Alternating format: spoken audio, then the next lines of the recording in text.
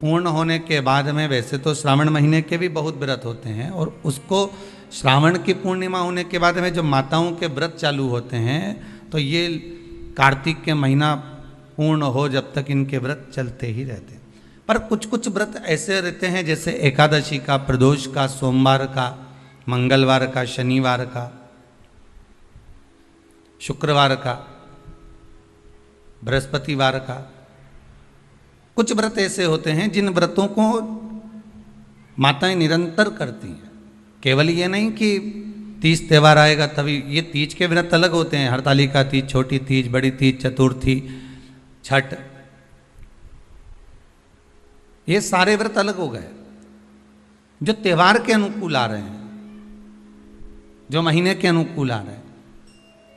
पर भगवान की अविरल भक्ति को पाने के लिए मनुष्य जो दिन रात भगवान की भक्ति में डूबा रहता है, दिन रात भगवान को पाने का प्रयास करता रहता है, केवल व्रत के माध्यम से ही नहीं, वो तो अपनी भक्ति के माध्यम से भी भगवान शंकर को रिझाता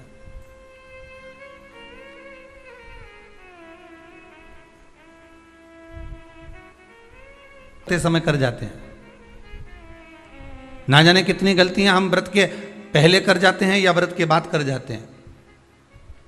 हम भगवान को रिझा नहीं पाते। कई लोग हैं, कितने सालों हो गए गुरुदेव हमको सोमवार का व्रत करते करते, कितने साल हो गए हमको मंगलवार करते करते, कितने साल हो गए हमको बृहस्पतिवार करते करते। कई ऐसी माताएं जो निरंतर व्रत कर रही हैं, निरंतर व्रत में डूबी हुई हैं, पर उसके बाद भी उनके मन में आता है कि हमारा व्रत सफल हुआ कि नहीं हुआ, भगवान ने उसको स्वीकार करा कि नहीं करा। पार्वती मैया जब व्रत करने बैठती थी तो शंकर उनके सामने आ जाते थे। सती मैया जब व्रत करने बैठती थी तो शंकर जी उनके सम्मुख में जाते थे। माँ गोरा जब व्रत करने बैठती थी तो महादेव उनके सामने आ जाते थे। उमा जब व्रत करने बैठती थी तो भगवान महेश उनके सामने आ जाते थे। तो व्रत जब माताओं ने करा तो उनके सामने भगवान प्रकट हो गए। तो हम व्रत करते हैं तो भगवान क्यों नहीं आता?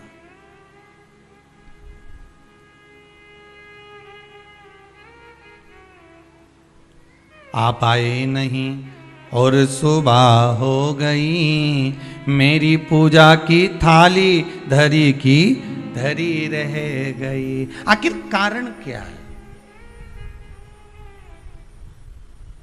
क्या कारण हो सकता है? हम परमात्मा को इतना रिझा रहे हैं, हम परमात्मा को इतना मना रहे हैं, हम परमात्मा से इतनी विनती कर रहे हैं, निवेदन कर रहे हैं, उसके बाद भी अगर भगवान हमको ना मिले, उसके बाद भी भगवान हमारा ना सुने, तो फिर दुख तो होता है ना कि भगवान आखिर क्यों नहीं सुन रहा। कुछ कुछ माताएं कर रही थी, गुरु जी हमने ये करा, उसके बाद भी भगवान ने हमारा ना सुना। हो सकता है कि कुछ गलतियां हमारे भीतर की भी हो। हम इस शरीर से तो परमात्मा को रिझा रहे हैं, हम इस शरीर से तो भगवान को मनाने का प्रयास कर रहे हैं, हम शरीर के द्वारा तो मंदिर तक पहुंच जा रहे हैं, हम शरीर के द्वारा तो हम मंदिर में जाकर जल भी चढ़ा रहे हैं, अभिषेक भी कर रहे हैं, पूजन भी कर रहे हैं, अर्चना भी कर रहे हैं, पर साथ में मन नहीं जा रहा हो तो, साथ में मन नहीं पहुंच रहा हो तो। कथा भी कितने सुंदर दिन प्रारंभ हुई है महाराज, श्रावण की पूर्णिमा, और कथा जो प्रारंभ हुई है वो भी व्रत। और बहुत समझने वाली बात है कि आज के दिन कई बहनें ऐसी होती हैं जो भाई के यहाँ नहीं जा पाती, कई भाई ऐसे होते हैं जो बहनों के यहाँ नहीं जा पाते।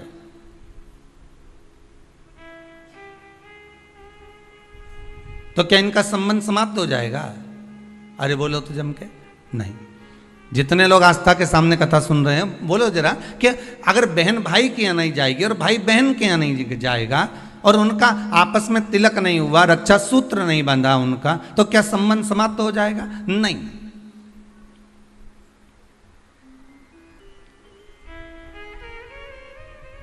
संबंध केवल शरीर का नहीं है, संबंध आत्मा का भी है।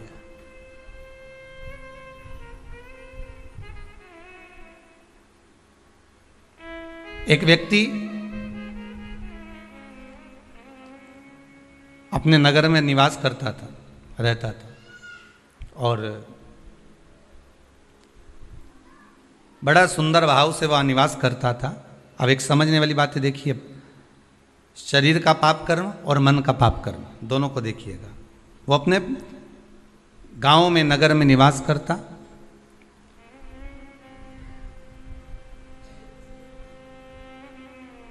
उसने जिंदगी में कभी कोई चींटी नहीं मारी, उसने अपने जीवन में कभी किसी का मन नहीं दुखाया, उसने अपनी जिंदगी में कभी किसी का धन नहीं खाया, उसने अपने जीवन काल में कभी किसी से असत्य नहीं बोला। उसने संपूर्ण जीवन काल में ना असत्य बोला, ना झूठ बोला, ना कपट करा, ना बेईमानी करी, ना प्रपंच करा, ना छल करा, ना कुछ बेकार कर्म करा, कुछ भी नहीं करा। इसके बाद भी वो जब प्राणों को त्याग कर गया तो नरक भोगना पड़ा।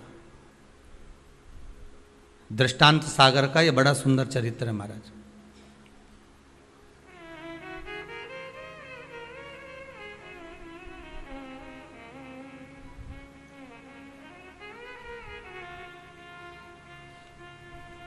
नरक भोग रहा है। ऊपर गया, चित्रगुप्त महाराज बैठे थे, इसके पाप गिना रहे थे, तो देवऋषि नारद का वहीं पर आगमन हुआ। श्रीमन नारायण, नारद जी ने तो पूछ लिया। संत के मन में अगर कोई प्रश्न आता है तो संत तुरंत पूछ लेता है कि आखिर कारण क्या है। भगवंत के मन में अर्थात भक्त के मन में भी कोई प्रश्न आता है तो वो भी पूछ लेता कारण क्या है। तो देवऋषि नारद ने पूछा कि ये कारण बताओ कि इसने ना कभी चोरी करी, ना कभी कपट करा, ना कभी बेईमानी करी, ना कभी प्रपंच करा, ना कभी किसी को धोखा दिया, ना किसी का धन खाया, ना किसी का वैभव खाया, ना कभी मुख से अपशब्द कहा, फिर आखिर बात क्या है कि इसको इतने सारे नरक क्यों भोगना पड़ रहे हैं? 94 नरकों में से कम 50 नरक में तुमने इसको डाल दिया।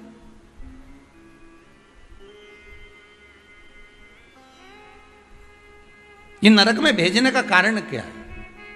भाई व्यक्ति गरुड़ पुराण के हिसाब से नरक कब भोगता है कि आपने अगर किसी के यहाँ चोरी कर लिया, आपने अगर किसी के यहाँ कपट कर लिया, किसी को मार दिया, किसी को अपशब्द कह दिया, ताने दे दिए, गालियां दे दी, और कहीं चोरी आदि कर्म कर लिया, कोई लूटपाट कर ली, किसी का धन खा गए, किसी का वैभव खा गए, किसी की सत्ता खा गए, किसी के रूप में किसी को दुख दिया, तकलीफ दी, तो आपको नरक भोगना पड़ेगा। ये गरुड़ पुराण कहती है।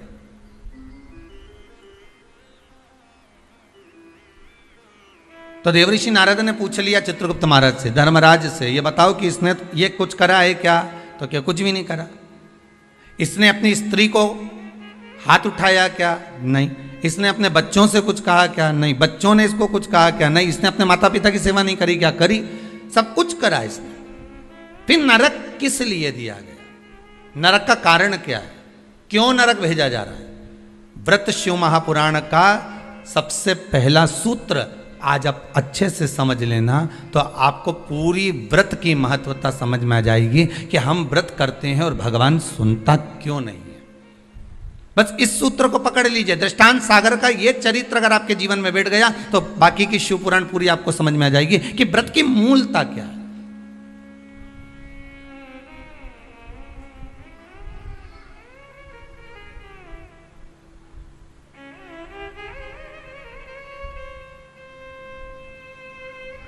कारण क्या हो सकता है? देवऋषि नारद ने पूछा तो धर्मराज बोले बस केवल एक कारण है। कौन सा? जब ये बैठता था इस शरीर के द्वारा इसने कोई बेकार काम नहीं करा। इस शरीर के द्वारा ये कोई किसी को कपट नहीं करा, किसी का धन नहीं खाया, वैभव नहीं करा खाया, किसी को अपशब्द नहीं करा। इस शरीर के द्वारा कुछ नहीं करा इसने। फिर बचा काहे से था? तो कहा इस इंद्री के द्वारा, मन के द्वारा। क्या करा मन से? तो क्या मन के द्वारा ये जहां बैठता था वहां मन में सोच लेता था कि ये कितना बेकार व्यक्ति है, इसके साथ तो ऐसा हो जाना चाहिए, इसके यहाँ कितना वैभव इकट्ठा हो गया, इतना धन एकत्रित हो गया होगा तो ये धन का करेगा क्या, इसके यहाँ तो ऐसा होना चाहिए कि डाका डल जाना चाहिए। इसने विचार करा। फिर विचार आया कि बताओ कितनी सुंदर स्त्री है, कितनी सुंदर नारी है, इतनी सुंदर नारी तो मेरे साथ में होना चाहिए थी।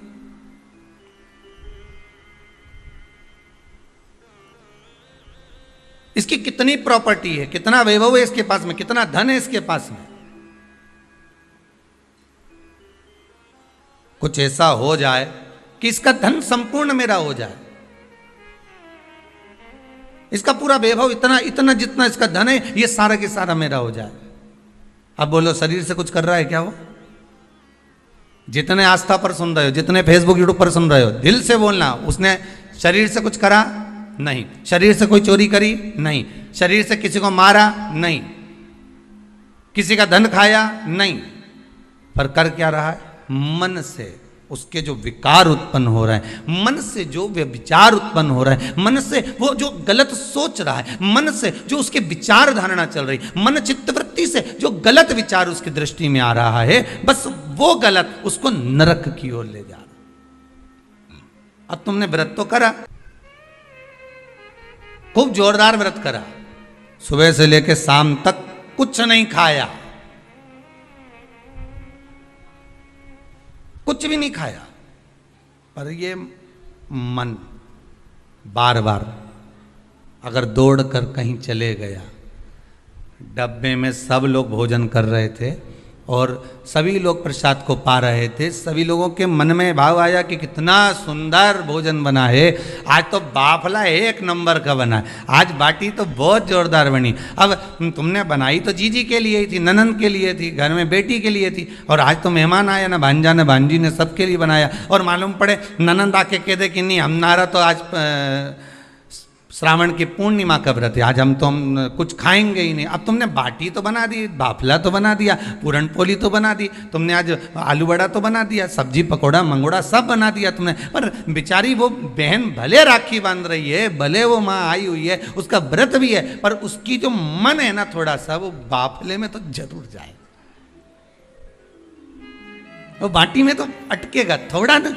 अब आई और माँ भी कह रही है, बार बार मम्मी कह रही है, बार बार माता जी कह रही है, अरे बेटा ले ले एक व्रत छोड़ दे, ले ले थोड़ा, या तू एक टाइम खा लेती यहीं, तो मन में भी सोच के बैठी, हाँ विचार तो है कि एक टाइम खाना तो है, तो घर जाके खाऊं कि यहीं खाऊं, अरे यहीं खा लूंगी मना नहीं है, पर बाफला पूरा ठंडा हो जाएगा ना शाम तक तो। अब चित्तवृत्ति में अब वो बाफला ने बाटी ने मंगोड़ा ने आलू बड़ा ने सब अटका हुआ है, वो हृदय चित्त में राखी जरूर बांध रही है, पेड़ा भी खिला रही है, सब कुछ आरती भी उतार रही है, सब कुछ करे, पर चित्तवृत्ति तो वहीं अटकी है ना उसकी।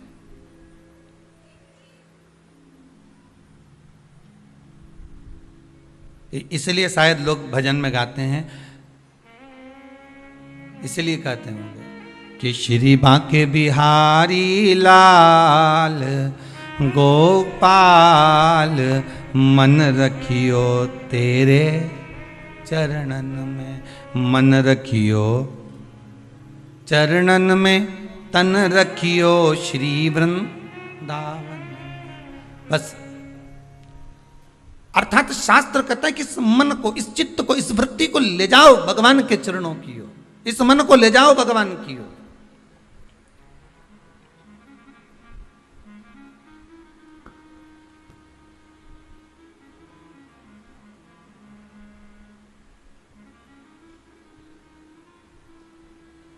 इस मन को परमात्मा तक ले जाओ। मन को लेकर जाना है हमको व्रत तक। केवल शरीर का व्रत नहीं होना चाहिए। अगर केवल शरीर का व्रत कर रहे हो ना तो किसी काम का नहीं। आप भले जीवन भर सोमवार का व्रत करते रहो, आप जीवन भर प्रदोष का व्रत करो, जीवन भर एकादशी करो, जीवन भर द्वादशी करो, त्रयोदशी करो, तुम्हारी मर्जी पड़े जो व्रत करो, सोमवार मंगल बुध गुरु शुक्र शनि सारे करो, पर तन से कर रहे हो तो कोई मतलब का नहीं।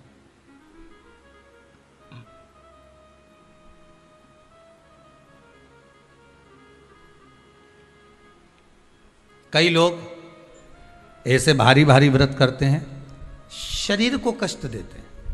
किसको कष्ट दे रहा है? शरीर को। पर हमारा शिव महापुराण तो कहता है कि शरीर को कष्ट देकर आत्मा सुखी रह सकती है क्या? अरे बोलिए तो जम के नहीं। बेटा बेटी बहू पोता पोती जमाई ये जितने भी हैं ना, अगर कोई बीमार पड़ जाए, किसी को कष्ट हो जाए, किसी को कोई बीमारी लग जाए, कोई तकलीफ हो जाए, तो घर की माँ सुखी रह सकती है क्या? नहीं। माता को तो दुख हो जाएगा, मेरा बेटा मेरी बहू मेरी बेटी मेरा जमाई मेरा पोती पोता मेरा नाती पंती मेरा भांजा, ये माँ दुखी हो जाएगी। ये मन आत्मा ये मन जो है ना, ये माही है। शरीर अगर कष्ट में आ गया तो इस मन में कुछ होगा?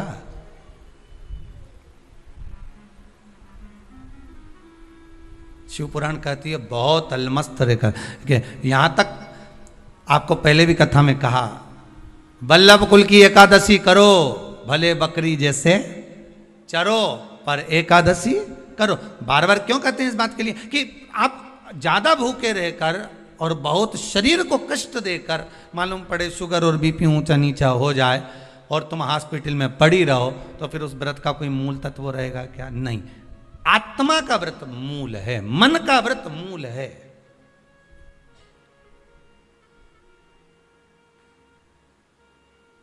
कोई तुमसे के ऐसा व्रत है जिस व्रत में तुम्हें सोने का हंडा मिलेगा, सोने का मटका मिलेगा, पर एक बात याद रखना, 5 दिन तक कुछ ना तो खाना है, ना पानी पीना है, ना कुछ ध्यान रख, बस एक जगह पर पड़।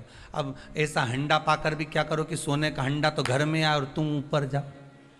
अब ऐसा हंडा पाकर भी क्या करोगे? अब मालूम पड़े सोने का हंडा तो आ गया घर के अंदर और तुम चल दिए ऊपर।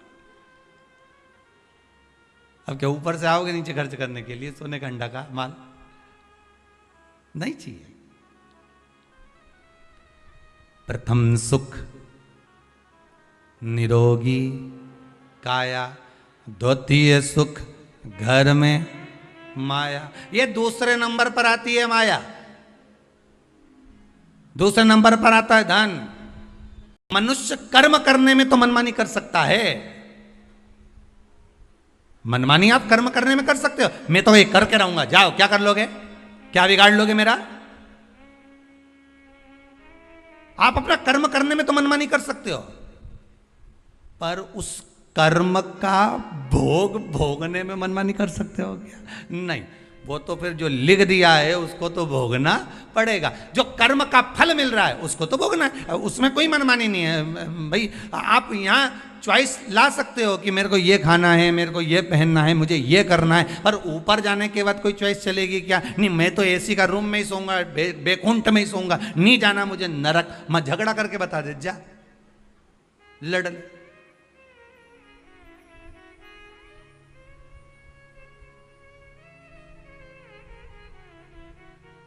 नहीं मेरे लिए तो तुम रसगुल्ला ही लाओ, मैं तो नहीं। अब अभी तो आज बहन राखी बांधने आई होगी तो भाई उन भी कह दे डब्बा लाई क्या मिठाई का, कौन सी लाई, बंगाली लाई कि कौन सी लाई बता जरा, है कि मावा की लाई, कौन की दुकान से लाई बता, उसका नाम भी बता। डब्बा पे पड़ रहा है, हाँ लिखी है, देख ली उसने। हो अब फिर ये भी देख रहा है कि सोन पपड़ी लाई कि मावा की लाई, वो भी देखा। क्योंकि भाइयों भी बड़ा चतुर रहे, डब्बा देख के ही लिफाफा बनाए। सोन पपड़ी का अगर डब्बा लाई है तो 100 या 200 का, और अगर मावा की लाई है तो फिर 500 का, और अगर बंगाली लेके आई है तो 1000 का लिफाफा यूज दे दे। मतलब लिफाफा भी डब्बे से चले।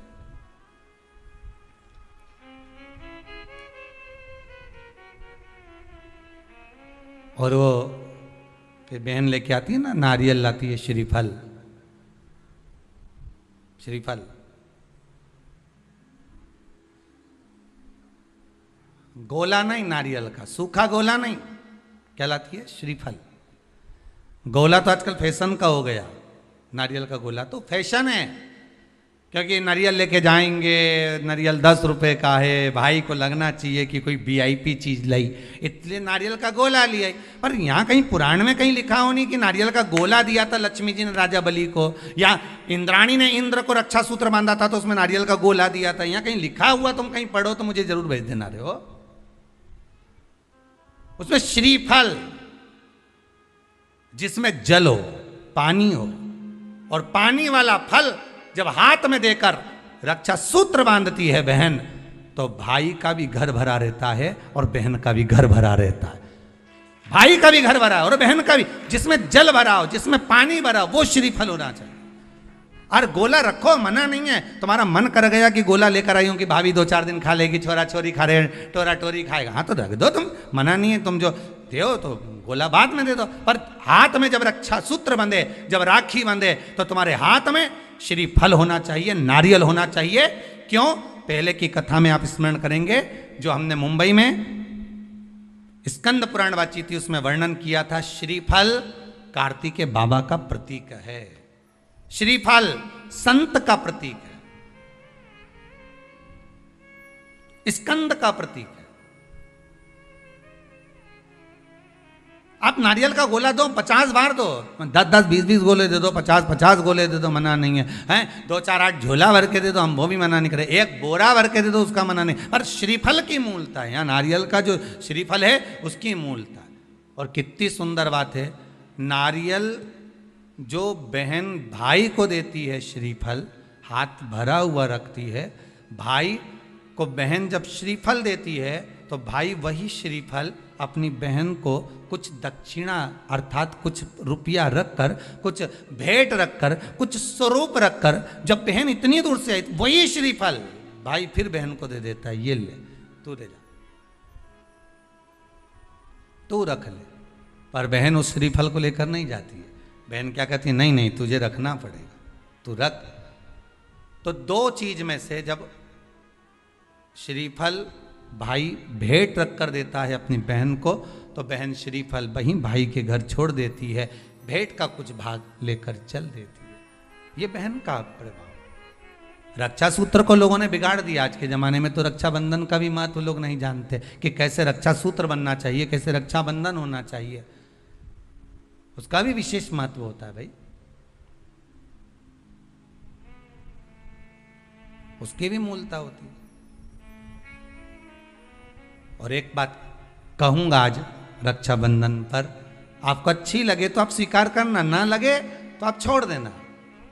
वैसे भी सीहोर वाला महाराज ताड़ी ताड़ी बोले ही बोले है, उसमें क्या दिक्कत, तो बोलने में तो कोई पीछे हटूंगा नहीं।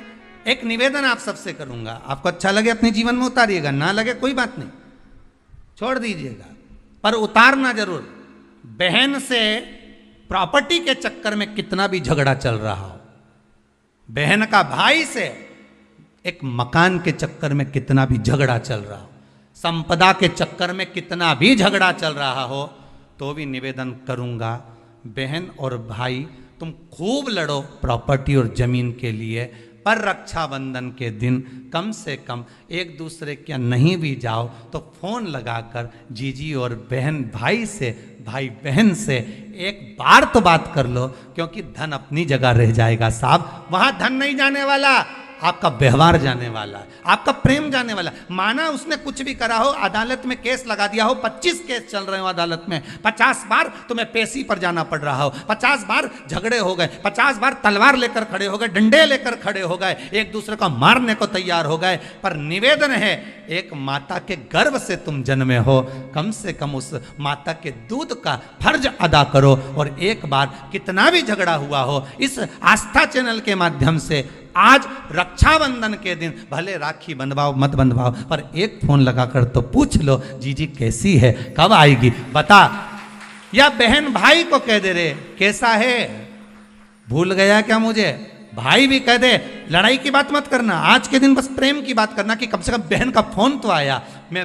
मेरा मन कहता है, मेरा दिल कहता है कि शायद दिवाली पर जितनी आतिशबाजी नहीं हुई होगी उतनी आतिशबाजी आपके दिल में होगी, कि जिससे केस चल रहा है वो फोन लगाकर पूछ रहा है कि भाई ने पूछा बहन से, बहन ने पूछा भाई से, कैसे हो, भाभी से बात कर लो, थोड़ा बच्चों से बात कर लो। माना अदालत में देखा जाएगा, लड़ाई झगड़े सब होंगे, सब कुछ होगा, कौरव और पांडवों की कथा तो देखो रे कितनी सुंदर है,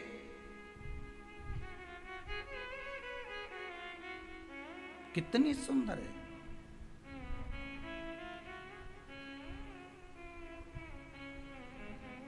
पांडवों की बहन सुभद्रा राखी बांधने कौरवों को जाती है, कौरवों की बहन राखी बांधने के लिए पांडवों को जाती है। जरा विचार करिए,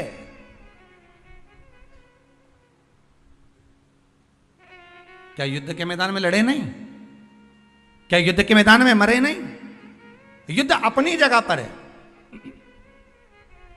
लड़ाई अपनी जगह पर है, पर एक त्योहार की त्योहार कम से कम। आज बूढ़ी सी बूढ़ी भी माँ होती है ना, तो रक्षाबंधन पर तो उसको भी मायके की याद आती है। सब क्यों नहीं जाती वो? क्योंकि ये घर कौन देखे, बहुवन सब चली गई तो उसको तो देखना है ना। बूढ़ी से बूढ़ी भी माँ हो ना, तो उसको भी याद आती है मायके की। वो बहू से कह देती है ले लिफाफे में थोड़ी सी 2 राखी रख दे और हमारा दोनों भाइयों के लिए कोरियर कर दे। 5 दिन 8 दिन पहले से कह रही है भेज दी क्या बेटा, भेज दी क्या बेटा। हाँ मम्मी भेज दी है। अब वो पहुँच जाए, उसमें एक पत्र लिख के डाल दे कि बंधवा लेना। हो थारी बुआ ने भेजी है, बंधवा लेना, तेरी बहन ने भेजी है।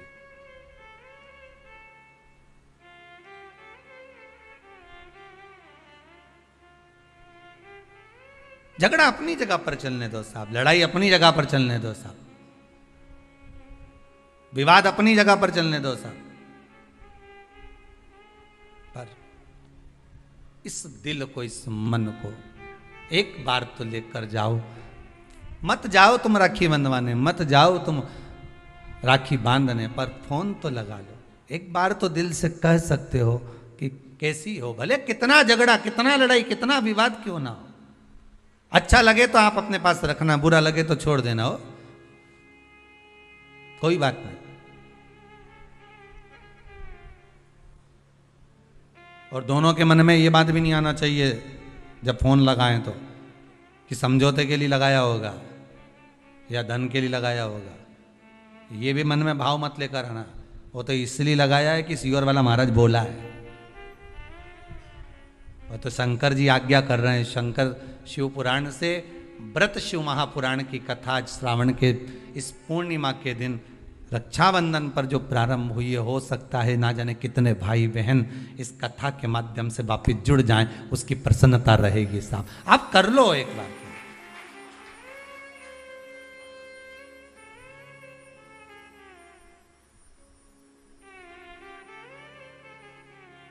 कर लो। और टालना मत ही, तुम तो अभी कथा चलते चलते में कर लो रे, कई दिक्कत नहीं, कथा अपनी चलती रहेगी। तुम तो एक बार फोन लगा के बोल दो जीजी कैसी है बस, और जीजी बोलते भाई कैसा। जिसके यहाँ झगड़ा हो प्रेम, बस एक बार फोन लगा के बस, कथा होती रहेगी। ये तो चलेगी 2 बजे से 5 बजे तक, तुम इसकी चिंता मत करो। तुम तो लगा लो, आज अपन त्योहार ही मना ले आज अच्छा से, तुम तो लगाई।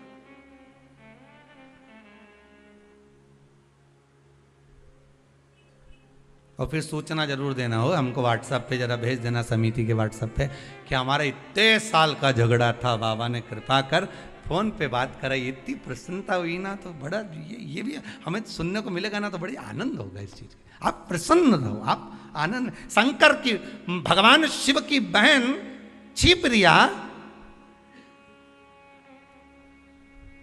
पूरी दुनिया की सबसे बड़ी राखी वही बनती है, उज्जैन के महाकाल को।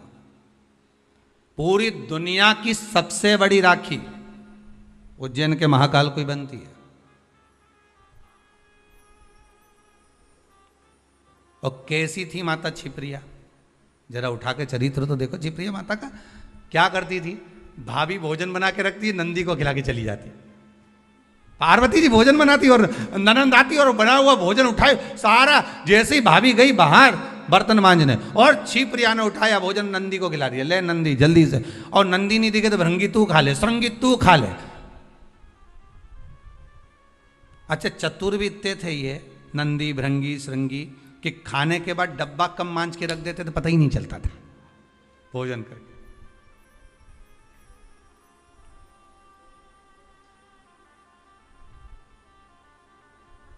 पर भाभी की कितनी बारंबार परीक्षा माता छिप्रिया ने ली। माता छिप्रिया ने कितनी बार छिप्रिया ने परीक्षा ली है, भगवान शिव की भी और साथ में भाभी की भी, पार्वती मैया की।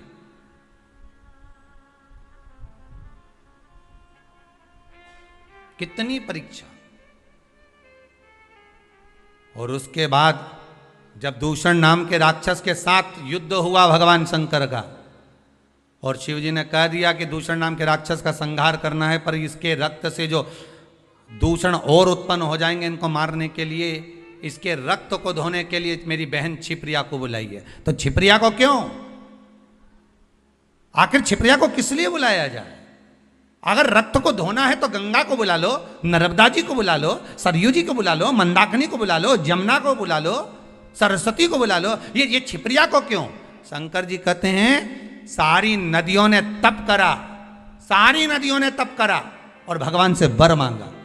यमुना जी ने वर मांगा कि ठाकुर इस भूमंडल पर रहूं, आपके चरणारविंद की रज मिलती रहे। गंगा ने वर मांगा मेरा नाम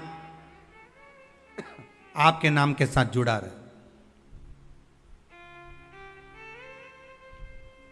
मंदाकिनी ने वर मांगा मुझे राघव के चरण मिले।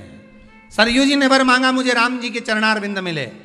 राम अगर अपने प्राणों को भी त्यागे तो मेरे जल में ही त्यागे, ये सरयू जी ने मांगा। पर केवल एक नदी ऐसी है, नर्मदा जी ने भी मांगा मेरा कंकर संकर बन जाए। केवल एक नदी ऐसी है जिस नदी ने 33 कोटि देवताओं से कुछ नहीं मांगा, और वो नदी नहीं शंकर जी की बहन। शंकर जी क्या मांगते तुमसे? भोलेनाथ जी ने कभी तुमसे कुछ मांगा कि मेरे यहाँ 1 किलो मिठाई का डब्बा लेके आओ रे? शंकर जी कभी बोले कि मेरे यहाँ तुम ये लेके आना, ने सोना लाना, ने चांदी लाना, ने अंबारी लाना, ना ये लाना? शंकर जी तो क्या तुम आ जाओ, 1 लोटा पानी हो तो चढ़ा जाओ, दूध हो तो दूध, दही हो तो दही, नहीं मिले तो बेलपत्र, बेलपत्र भी नहीं ला सको तो मेरी उठा के मुझ पे ही चढ़ा दो, और इतना भी नहीं ला सकते तो 3 बार ताली बजा दो। ये भी नहीं कर सकते तो शिखर का दर्शन कर लो, ये भी नहीं कर सकते तो मंदिर के सामने से निकल जा। बस इतना तो कर सकते हो, नहीं गाड़ी ली भुड़ भुड़ करे देखता वो निकल जाए, बस उतने में समझ जाए बहुत है। अरे जिससे स्नेह होता है ना, जिससे प्रेम होता है, मेरे शंकर को अगर आप स्नेह करते हो, प्रेम करते हो, शिव के प्रति समर्पित हो, शंकर के प्रति आपका वात्सल्य, आपकी करुणता, आपका आनंद शिव से अगर जुड़ा हुआ है, तो मात्र गाड़ी लेकर भी निकल गए तो वो देख लेगा कि गया है अभी यहाँ से हो, और तुमने देख लिया बैठा है वहां देव अभी अंदर, उतना ही बहुत है।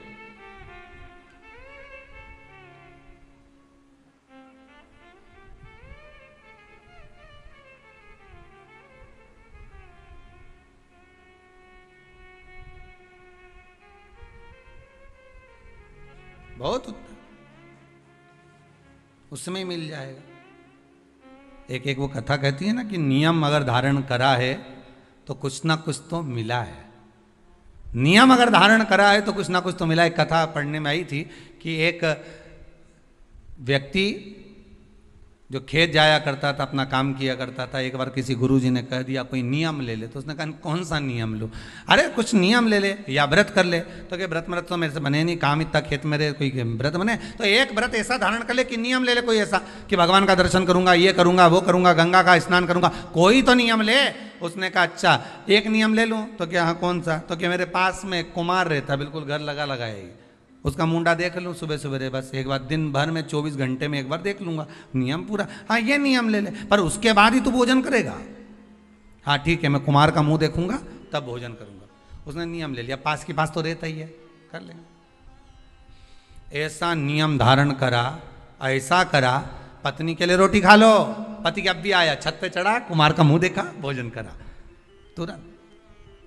पत्नी के लो भोजन कर लो, रोज का नियम। वो चढ़े देखिए, अब आज 2 साल हो गए नियम बने, पत्नी के लिए भोजन कर लो, पति बोला अब भी आया, और ऊपर गया देखने तो कुमारी गायब था। तो क्या आज कहाँ चले गए ये? तो इसके घर चले गया, घर जाके आवाज लगाया, जैसी आवाज लगाया तो वो तो दिखा ही नहीं, उसकी पत्नी निकल के आई। क्या हो गया? पति कहाँ है तुम्हारा? क्या वो तो मिट्टी लेने गए। तो मिट्टी तो वो इतने दिन की लेके आते थे हमेशा, और रोज तो दोपहर में जाते थे, आज इतनी जल्दी कैसे चले गए? पता नहीं कहाँ गए, पता नहीं। वो ढूंढता ढूंढता ढूंढता ढूंढता चले गए सीधे वन में, जहां पर वो मिट्टी खोद रहा था, और कुमार जहां मिट्टी निकाल रहा था ये वहीं पहुंचा। जैसे कुमार ने फिर मिट्टी को खोदा, उसके अंदर से एक सोने का हंडा निकला। हंडा जैसे ही निकला, कुमार खुश हो गया, ये गया, और जाते से ही इसने इसका मुंह देखा कुम्हार का। देखते से इसको तो इतनी भूख लग रही थी, ने जम के चिल्लाया देख लिया, और जो बोला देख लिया, और भागते भागते गया। कुमार ने सोचा हंडा देख लिया, अब कुमार वो हंडे को छुपा के कपड़े में इसके हाथ दौड़ दौड़ कर जाए। अरे रुक तो जा, अरे रुक तो जा, मैं दे रहा हूं, रुक तो जा। वो के देख लिया और के दे रहा हूं, रुक तो जा करते करते कुमार के यहाँ से दौड़ता कुमार इसके पीछे, और ये अपने घर में गया, पत्नी से कहा जल्दी रोटी दे, और ये जीमने के लिए बैठा। कुमार आया, भाई देख आधा तू रख ले, आधा मैं रख लूं, पर किसी से मत कहना। इसने कहा क्या आधा आधा करना, ये मेरे को जो सोने का अंडा मिला ना, तूने तो क्या देख लिया, आधा सोना इसको मिल गया, आधा उसको मिल गया। वो व्यक्ति खेत पर जो काम करने वाला था, वो गुरुजी के पास गया, गुरुदेव आपने कहा था एक नियम बना लो, अगर वो नियम भी अगर तुमने बना लिया तो भगवान कहीं से भी दे देता है, देता जरूर है, पर नियम तो बनाओ, कोई एक नियम तो धारण करो। एक नियम बनाओगे ना तो भगवान दे देगा, पक्का है, पर बनाओ तो।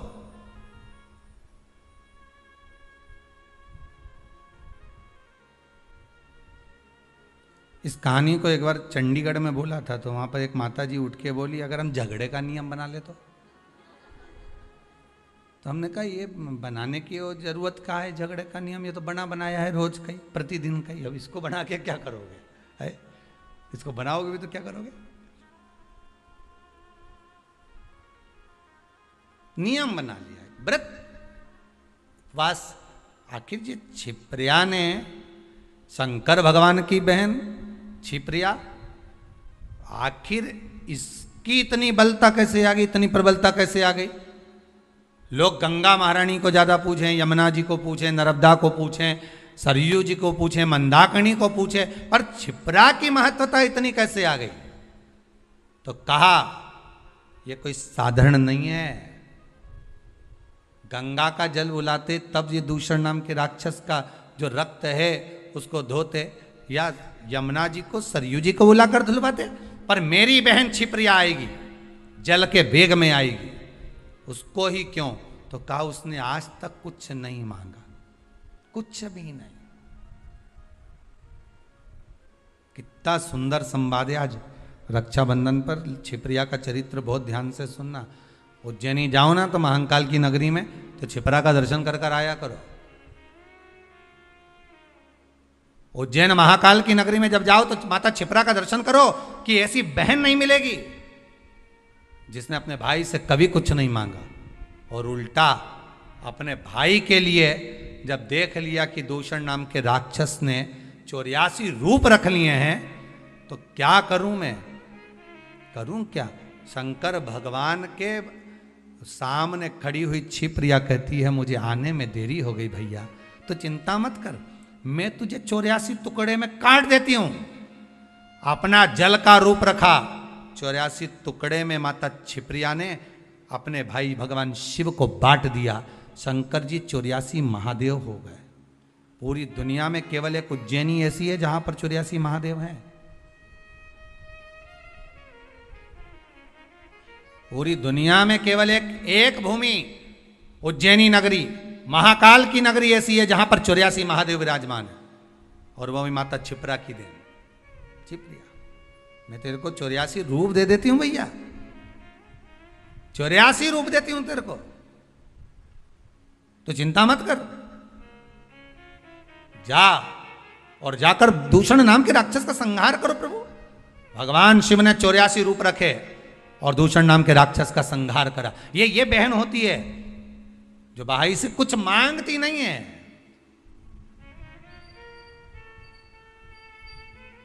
कुछ नहीं चाहिए।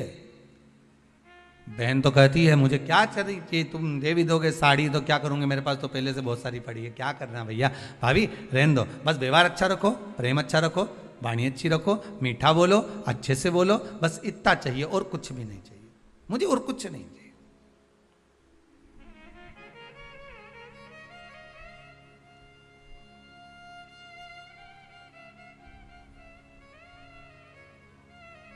बहुत निवेदन है, बहुत निवेदन। रक्षाबंधन के आज के इस भाव को पहचानिएगा जरूर। लेन देन से कुछ नहीं होता, लेना और देना तो अपनी जगह पर होता है, लेन देन से कोई मतलब नहीं, मतलब है केवल प्रेम से, केवल इसमें।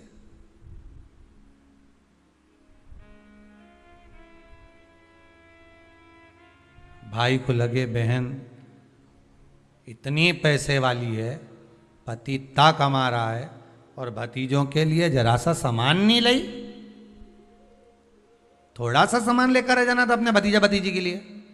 तो भाइयों से निवेदन है, बहन से ये आशा मत रखो कि भतीजों के लिए कुछ लेकर आए, आशा ये रखो कि बहन हमारे दरवाजे पर आ जाए। पहले भी कहा, आज फिर कहते हैं, गाय बेटी, बहन बेटियां, गौ माता और संत ब्राह्मण। संत ब्राह्मण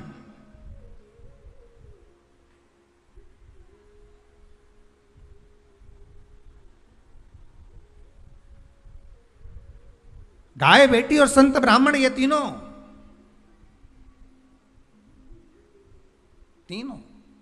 ये तीनों का बड़ा बड़ा महत्व, और ये तीनों राखी से जुड़े हुए हैं, तीनों रक्षाबंधन से जुड़े हुए महाराज जी।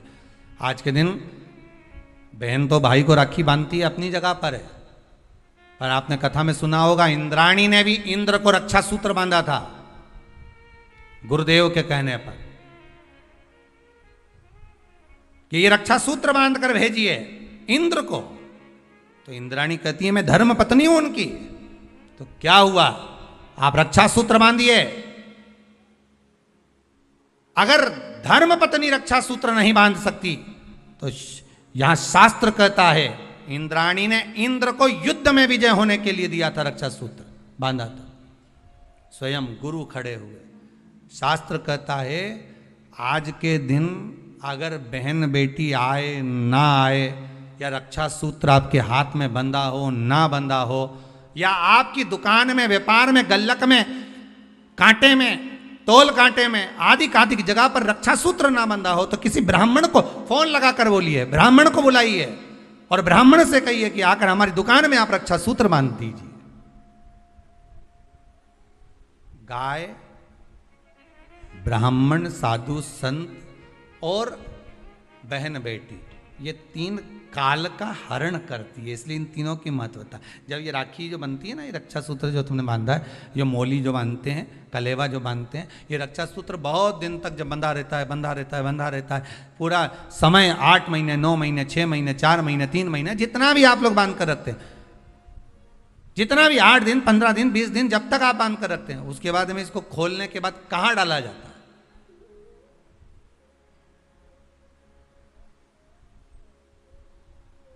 कहां दिया जाता है इसको?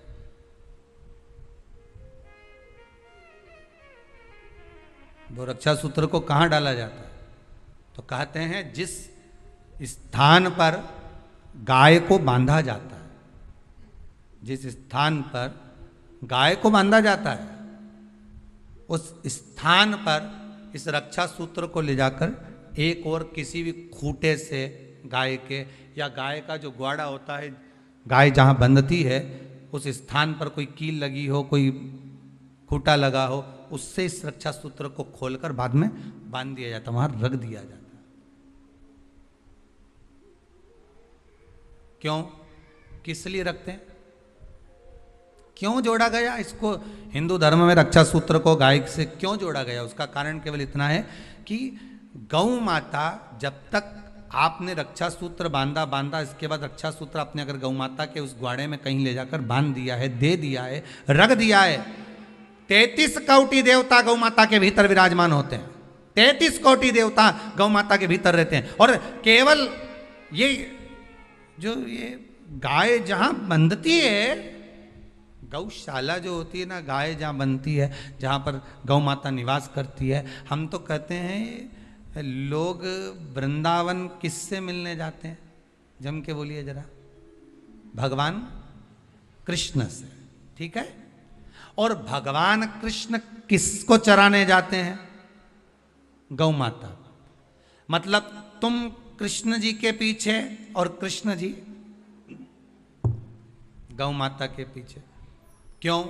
तो उसका सीधा सीधा प्रसंग है कि गाय के ग्वाड़े में, गाय के उस आंगन में, गौशाला आदि आदि में जहां गाय बनती है, उस जगह पर अगर आपने रक्षा सूत्र बाद में बांधने के बाद 8-15 दिन, महीने भर, 2 महीने, 4 महीने, 6 महीने, 8 महीने के बाद में आपने वहां बांध दिया, रख दिया, तो जिसके हाथ में बंधा होता है उसकी रक्षा स्वयं गौ माता में विराजमान 33 कोटि देवता करते हैं। उसकी रक्षा का सूत्र फिर वो संभालते हैं, फिर वो आपके नहीं, फिर वो संभाले। कोई बड़ा काल आ रहा है, कोई बड़ा एक्सीडेंट होने वाला है, कोई ग्रह बेकार हो गया, उसको फिर संभालेगा कौन? वही गौ माता। गाय, बेटी और संत, ब्राह्मण, साधु, सन्यासी, तपस्वी, साधक, उपासक ये संभाल लेते, ये संभाल। एक नियम ले लो, कोई भी एक साधना, एक व्रत करो, मना नहीं, पर शरीर से नहीं। कहा इसको नरक क्यों भेज रहे हो? इसने क्या कर दिया ऐसा नरक भेजना पड़ रहा है? क्यों भेज रहे हो? किस लिए भेज रहे हो? कारण क्या है? क्या? तो कहा कारण केवल एक ही है, शरीर। केवल एक कारण है, शरीर से तो कुछ नहीं करा, पर मन विचलित हो गया, मन चला गया। और जब मन विचलित हो जाता है, तुम हाथ से, शरीर से भले कुछ करो ना करो। यहां तक शिव पुराण की कथा कहती है कि मंदिर में जाकर आप लोटा भर के पानी भी नहीं चढ़ाओ और मन से कह दो कि आज मैं भगवान शंकर को हृदय से, मन से, भाव से, आज मैं शिव को गंगा का जल चढ़ा रहा हूं, आज मैं शंकर भगवान को छिपरा का जल समर्पित कर रहा हूं, आज मैं नर्मदा जी का जल चढ़ा रहा हूं, आज मैं सरयू जी का जल चढ़ा रहा हूं। मन से कह दिया आपने, भगवान ने उसको स्वीकार कर लिया और आपको पुण्य भी मिल गया। का एक तरीका है, एक सुख है। शरीर नहीं ले जाना है। उपवास में, व्रत में हमें शरीर नहीं ले जाना है। उपवास में, व्रत में हमें क्या ले जाना है? मन। इस मन को ले जाओ तुम, तब साधना।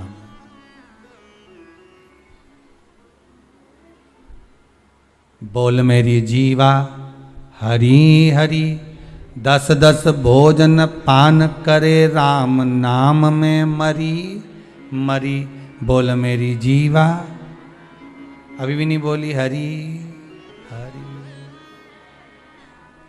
ये इस शरीर को अगर रोक रहे हो कि हाँ ये नहीं खाना है, वो नहीं खाएगा, वो नहीं खाएगा। आप कह दो कि मेरे को आज भोजन नहीं करना है, मन, शरीर नहीं करेगा पर मन तो दौड़ेगा ना।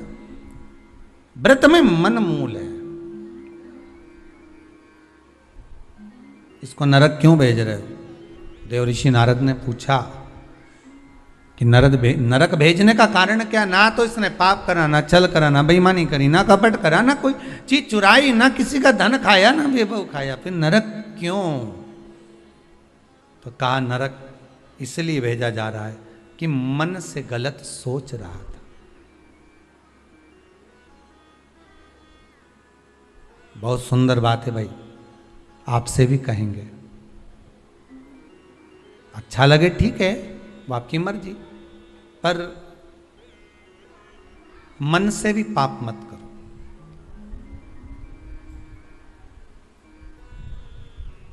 मन से पाप नहीं होना चाहिए।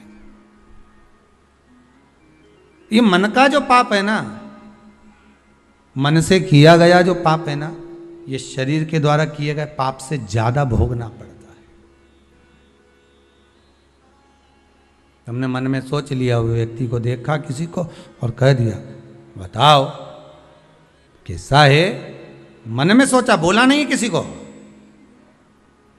फिर वही वाली बात आ गई, अगर हृदय में प्रेम होगा तो प्रेम दोगे, ठीक है। ये ताली एक हाथ से बजती है का? दो ही हाथ से बजती है ना। आप किसी को प्रेम दोगे तो सामने वाला आपको प्रेम देगा। आप स्नेह दोगे, स्नेह मिलेगा। आप अपने भीतर कपट रखोगे, छल रखोगे, बेईमानी रखोगे, प्रपंच रखोगे, तो वो भी वही देगा आपको। आप किसी से कोई बात छुपा रहे हो, आप किसी से कोई बात छुपा रहे हो और सामने वाले से आप चाहते हो कि ये मुझे सब कुछ बता दे, तो वो भी तो छुपाएगा।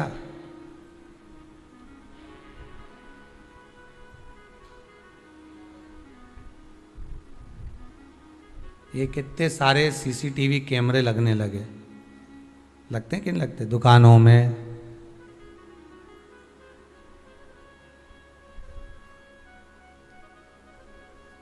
घरों में। जितने लोग आस्था पर कथा सुन रहे हो ना, आपके भी मोहल्ले में लगे होंगे, दुकानों में लगे होंगे, घरों में लगे होंगे, रोड पे लगे होंगे।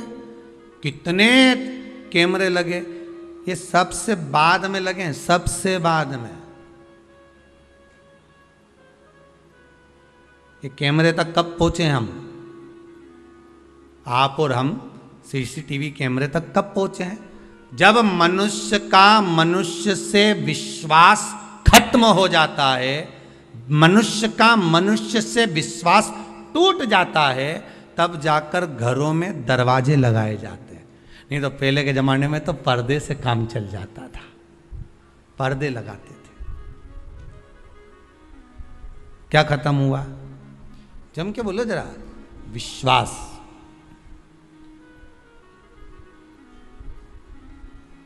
जब मनुष्य का मनुष्य से विश्वास कम होता है, तब दरवाजे लगते हैं, तब दरवाजे लगाए जाते हैं।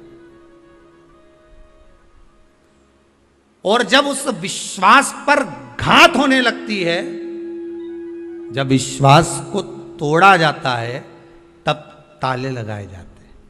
देखते जाओ क्या क्या बदला है।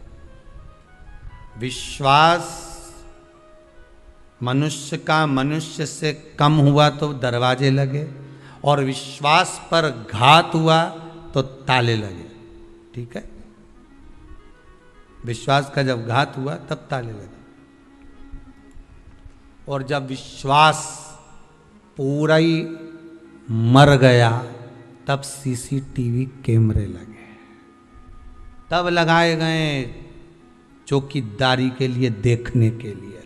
जब दिख गया कि ये व्यक्ति ऐसा है, ये ऐसा कर रहा है, ये झूठ बोल रहा है, ये कपट कर रहा है, ये बेईमानी कर रहा है, ये प्रपंच कर रहा है, तब उसके ऊपर कैमरा लगा दिया गया, तब उसके लिए कुछ छोड़ दिया गया, तब उसके लिए कहा गया कि अब इस पे ध्यान रखना जरूरी है, इस पर कैमरा लगाना जरूरी है। क्यों? इसका ध्यान रखो, इस पे कैमरा लगा, इसका एक व्यक्ति छोड़ दिया जाता है, ये इसके पीछे घूमता रहे, इसका देखता रहे। क्यों? क्योंकि इसने विश्वास को कुचल दिया है, इसने विश्वास को समाप्त कर दिया है।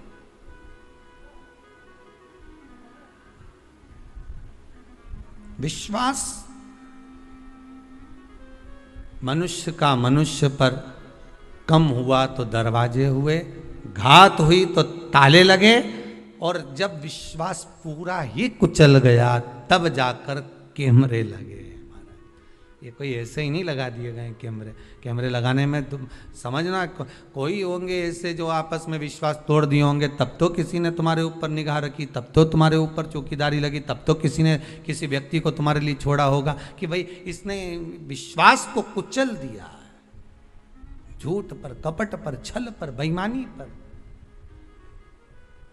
झूठ पर विश्वास को कुचला है, इसलिए कैमरा लगा, इसलिए किसी को छोड़ दिया गया कि अब ध्यान रखो, विश्वास कुचला गया।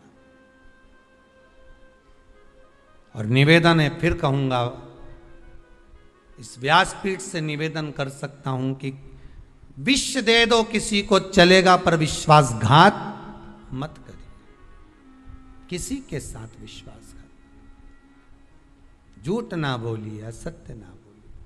यहाँ तो शिव महापुराण की कथा कहती है, सत्यम शिवम सुंदरम। आपको अच्छा लगे भोजन, पेट भर कर पाइए, बहुत प्रेम से पाइए, पर झूठा ना कहिए।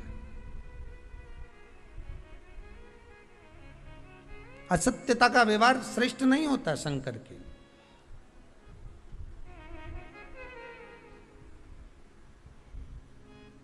शिव पुराण कह रही है, शंकर की कथा कह रही है।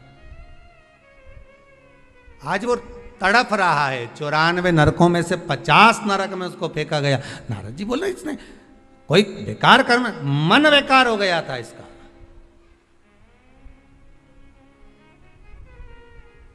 जब व्यक्ति का मन बेकार होता है तभी वो गलत कर्म कर पाता।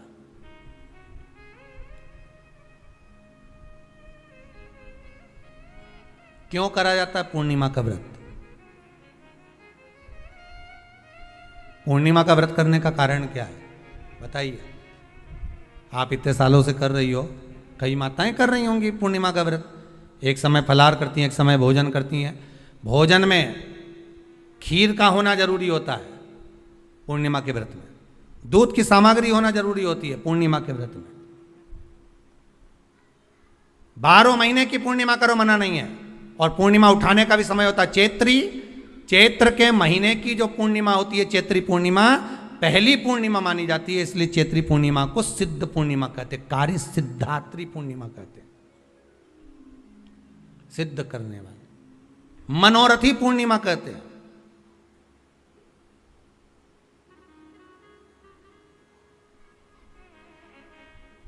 मनोरथी पूर्णिमा,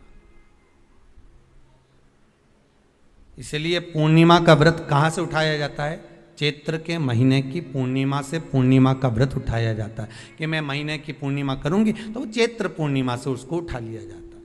पर उसका एक नियम रहता है, आप फलाहार करें अपनी जगह पर है, पर एक समय भोजन कर रहे हैं वो अपनी जगह पर, भोजन के साथ में मीठे के साथ थोड़ा दूध की सामग्री होना जरूरी होती है। और क्यों करते हैं पूर्णिमा का व्रत, किस लिए किया जाता है, क्यों करा जाता है, उसका व्याख्यान वर्णन शिव महापुराण के अंतर्गत स्कंद पुराण में लिखा गया। स्कंद पुराण में वर्णन किया है श्री वेद व्यास जी महाराज ने, कहा यह पूर्णिमा का व्रत इसलिए किया जाता है कि व्यक्ति का जब मन गलत भ्रम में जाने लगता है, मन जब गलत जगह पर जाने लगता है, तो ये मन को गलत जगह पर ले जाने वाला कौन होता है? तो कहा यह चंद्र होता है। व्यक्ति की राशि के अंतर्गत, व्यक्ति की पत्रिका के अंतर्गत, व्यक्ति की ग्रह दशा के अंतर्गत जब चंद्र बेकार चलता है तो व्यक्ति अच्छा करते करते भी बेकार करने लग जाता है। चंद्र डोल रहा है। कई माताएं कहती हैं गुरुजी हमारे बेटे को आशीर्वाद दीजिए, बहुत गलत संगत में जा रहा है, मतलब समझ जाना कि चंद्र गड़बड़ जा रहा है। बेटी अगर गलत मार्ग पर जा रही है, बेटी अगर गलत संगत में जा रही है, किसी अन्य व्यक्ति की ओर आकर्षित हो, चंद्र गड़बड़ हो रहा है, उसका चंद्र कहीं जा रहा है। कोई पुरुष, कोई लड़का कोई गलत मार्ग पर जा रहा है, चंद्र गड़बड़ हो रहा है। घर में जो क्लेश उत्पन्न होता है, घर में जो विवाद उत्पन्न होता है, उस विवाद को रोकने के लिए केवल चंद्र की ही, इसलिए तो पूर्णिमा घर की नारियां हमारे यहाँ हिंदू धर्म में यहां तक स्कंद पुराण में कह दिया कि प्रत्येक पूर्ण, आप लोग का कभी आप लोगों ने सत्यनारायण जी की कथा करवाई है? जितने लोग आस्था चैनल पर कथा सुन रहे हैं, जितने लोग फेसबुक यूट्यूब पर कथा सुन रहे हैं, यूट्यूब पर कथा का श्रवण कर रहे हैं, उनने कभी सत्यनारायण की कथा करवाई होगी। तो उसमें लिखा है हर कार्तिक, हर पूर्णिमा को, हर संक्रांति को ब्राह्मण सत्यनारायण भगवान की कथा या राजा या वैश्य कथा को कराता था, या बढ़िया कथा कराता। सुनी कि नहीं सुनी ये बात? सत्यनारायण भगवान की कथा में लिखा है, स्कंद पुराण के अंतर्गत जो सत्यनारायण भगवान की कथा का स्मरण किया उसमें लिखा है प्रत्येक संक्रांति पूर्णिमा को सत्यनारायण की कथा करवाने लगा और ये योनि को प्राप्त हुआ, इस योनि से छूटा, इस योनि में गया। लिखा है, सब कुछ लिखा है। अब उत्ते से समझ जाओ कि पूर्णिमा को सत्यनारायण की कथा करने का बोला है, तो पूर्णिमा को सत्यनारायण की कथा का क्यों बोला? वैसे तो रोज कराओ सत्यनारायण जी की कथा, प्रतिदिन कराओ, मना नहीं है। आप क्या कोई विशेष फंक्शन है आप सत्यनारायण जी की कथा करवा, पर पूर्णिमा संक्रांति को, और संक्रांति को पूर्णिमा को सत्यनारायण की कथा का स्मरण क्यों करवाया गया? क्योंकि पूर्णिमा के दिन अगर ये भगवान का व्रत रख लेगी, पूर्णिमा के दिन अगर ये खीर का प्रसाद बना लेगी, थोड़ा सा दूध की कोई सामग्री बना लेगी और भगवान को भोग लगा देगी, भले सत्यनारायण भगवान के भाव से बनाए, भले सत्यनारायण जी के निमित्तार्थ बना, पर अगर इसने सत्यनारायण भगवान के निमित्त से बना, पर पूर्णिमा के दिन अगर ये व्रत रखेगी, उपास रखेगी या कोई सामग्री बनाकर भगवान की पूजन कर लेगी, तो इसके घर में जो अशांति है वो शांति में बदल जाएगी। इसलिए कई घरों में आज भी सत्यनारायण भगवान की पूजन हर पूर्णिमा को करती है। माता किताब लेके बैठ जाती है, तुरंत तुरंत उन्हें ऑफिस जाना, कहीं काम पे जाना, और तुरंत तुरंत उसने तुरंत जल्दी जल्दी कलश रखा, कलश नहीं भी रखे तो भगवान की पूजन कर को रखे ब्राह्मण देवता को बुला लेगी, ब्राह्मण नहीं आएंगे तो खुद कर लेगी, पर करती जरूर है। इतना सा आटा सेक लेगी, पंजेरी बनाई, सीरा बनाई, मिठाई रख दो, कुछ भी करेगी पर सत्यनारायण की कथा कर ले। उसका मन लग गया उसमें, मतलब पूर्णिमा को करना है। उसको करने से क्या होता है? शांति रहती है, शीतलता रहती है। जिसके घर में हर महीने की पूर्णिमा को खीर बनती हो, ध्यान दीजिएगा, बहुत सुंदर संवाद चल रहा है, बहुत ध्यान देने वाली बात है। प्रत्येक महीने की पूर्णिमा को जिसके घर में दूध की सामग्री बनती हो, दूध की सामग्री तैयार होती हो, खीर प्रसाद तैयार होता हो, उसके घर में कभी क्लेश नहीं हो सकता। चाहे सास बहू एक दूसरे के सामने वो कहे ना, वो सांप और नेवले की लड़ाई क्यों ना, फिर भी शांति हो जाती है। पर प्रत्येक महीने की पूर्णिमा होना चाहिए। ये नहीं कि तुमने एक महीने की पूर्णिमा पे बना लिया और दूसरे महीने की पूर्णिमा को गायब कर दिया। फिर किसी ने कह दिया आज चूरमा तो बन रहा है, दाल बाटी तो बन रही है चूरमे के साथ में, लड्डू बन रहे हैं, तो काय को खीर बना रही हो? तो तुमने अब वो खीर प्रसाद। जैसे प्रदोष व्रत का जो उद्यापन होता है, प्रदोष के व्रत का जो उद्यापन होता है, उसमें सबसे मूल क्या है प्रदोष व्रत के उद्यापन में? कि दो चीजें मूल हैं प्रदोष व्रत के उद्यापन में, कि आप प्रदोष का व्रत करो तो या तो 11 करो प्रदोष तब उद्यापन करो, या 26 प्रदोष करो तब उद्यापन करो, या उससे ज्यादा कर लिए तब उद्यापन। तुम्हारा मन हो जब उद्यापन करो। पर उद्यापन की मूलता में दो चीज है कि प्रदोष के दिन के एक दिन पहले गणेश जी की पूजन हो जाना चाहिए। उद्यापन की जो पूजन होती है वो पहले गणेश जी की पूजन एक दिन पहले हो प्रदोष के, और प्रदोष वाले दिन फिर हवन यज्ञ पूजन करा। और हवन में क्या चीज जरूरी है? खीर बनाकर 108 बार शंकर जी की नाम की पार्वती के साथ की आहुति देना जरूरी है। खीर की महत्व बताया।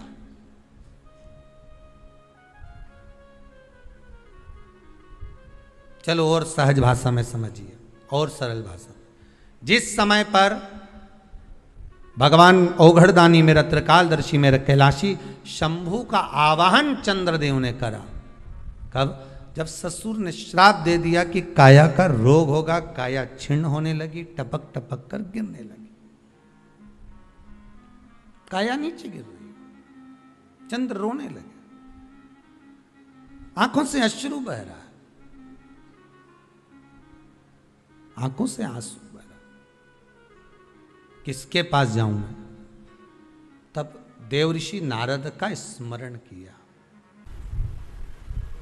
आकर उपदेश दिया देवऋषि नारद ने, क्यों ना आप शिव की आराधना कर लो।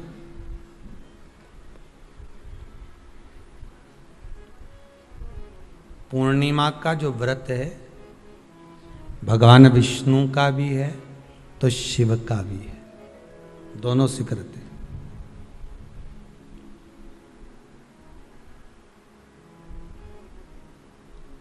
दोनों स्वीकृत है। जिसका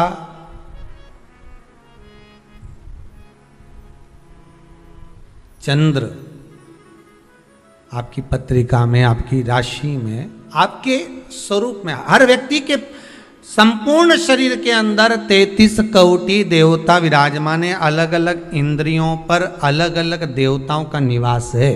कभी मौका मिले तो अच्छे से उसको समझना। पूरे शरीर में अलग अलग इंद्रिय पर अलग अलग देवता है। जिस व्यक्ति को रात्रि में, जैसे ही रात हो या दिन हो, भोजन करने के 15 मिनट के बाद ही नींद की झपकी आ जाए, समझ लेना चंद्र कमजोर पड़ गया, चंद्र गड़बड़ हो गया। बहुत ध्यान सुनिएगा जरा। पूर्णिमा का व्रत किसके लिए, वो भी ध्यान से दीजिए। शायद आपने कभी सुना ना सुना, पर अच्छे से सुन लोगे ना ये व्रत कथा, बार बार नहीं मिलने वाली। फिर इसके बाद तो तुम भले वो फिर फेसबुक यूट्यूब पर बाद में निकाल के भले सुनते रहना, पर सुन लो पूर्णिमा के व्रत का महत्व पूरा। एक, भोजन के बाद जब नशे जैसा माहौल हो जाए, आपको बिल्कुल कोई छेड़े ही नहीं, सोई नींद आए, लग जाए कि अब तो 2 क्षण सोना ही पड़ेगा, नेत्र कितना ही जगाओ तो भी नहीं माने, फिर तो बिन पिए नशा हो जाता है, जो बोले भोले गाता। तो ये जब ये चंद्र अपना प्रभाव दिखाता है तो भोजन के बाद आपको डुबा देता है। ठीक है,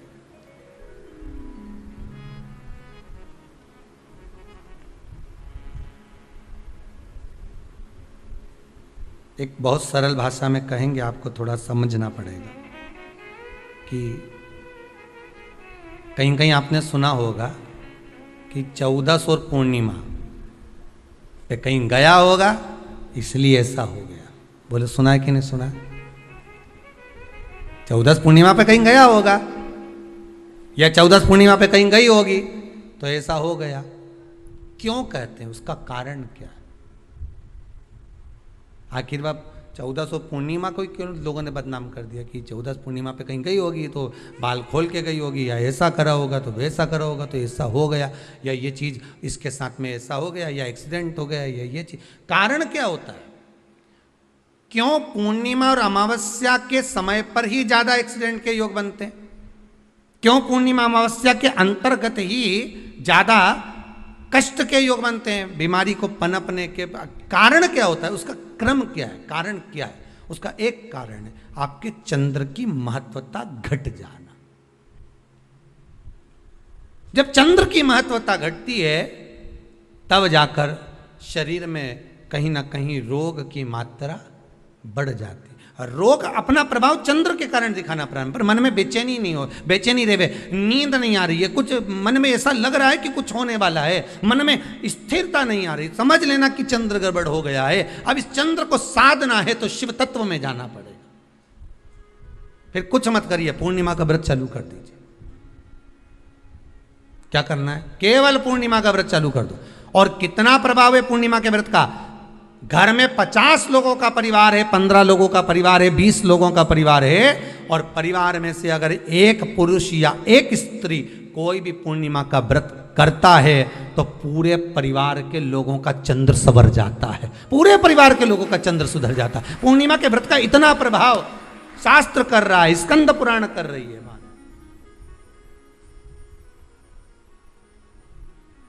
पर व्रत कब से लेना है? पूर्णिमा का, चैत्र की पूर्णिमा से। ठीक है, नहीं तो तुमने सोचा इतना महत्व सुना है पूर्णिमा के व्रत का तो मैं तो आज से ही नहीं खाऊं कछू, आज से ले लो। तो ये हर कोई सब तुम्हारा मर्जी पड़े, तुम तो आधी रात को उठ के भोजन करने लगो तो ये कहीं वर्णन नहीं। तुम तो आधी रात के नहा लो तो ये कोई महत्व है? तो हर चीज़ का एक समय होता है कि इतनी बजे उठना, इतनी बजे मंजन करना, ऐसा करना, भोजन करना, ये समय पर फलाहार करना, ये समय पर ये, तो ये सब चीज़ का एक समय होता है, हर चीज का एक समय। अब कथा तुम दिन में सुन लो, शाम के सुन लो, अब आधी रात को तुमको कोई उठा के 1 बजे रात के उठ, भेरू उठ जा, कथा सुन ले, तो भेरू उठेगा? और आधी रात को भेरू उठ भी गया ना तो तुम्हें भेर भी बना देगा। है? कथा सुनने वाला है। हर चीज का एक समय होता है कि आपको ये समय पर आपको ये ग्रहण करना, आपको इस समय पर भगवत स्मरण करना, आपको इस समय पर नाम जाप करना, आपको इस समय पर भगवान की भक्ति को धारण करना। परिवार में अगर किसी ने एक पूर्णिमा का व्रत कर रखा है, एक व्यक्ति ने भी करा है, तो 50 की ग्रह दशा जब उसके स्पर्श में आती है, पूर्णिमा का जो व्रत होता है ना, स्पर्श का सुख दे जाता है। बहुत बहुत ध्यान दीजिएगा। जैसे आपने किसी ने पानी मांगा, आपका पूर्णिमा का व्रत है, और भले आप उठ के पानी लेने नहीं गई क्योंकि आपका व्रत है, क्योंकि जिसका व्रत होता है बेचारी वो तो ज्यादा कुछ करती नहीं पाती, पर किसी ने आपको पानी लाकर तो दिया ना। अब पानी लाकर जिस व्यक्ति ने दिया उसका स्पर्श तो हुआ ना।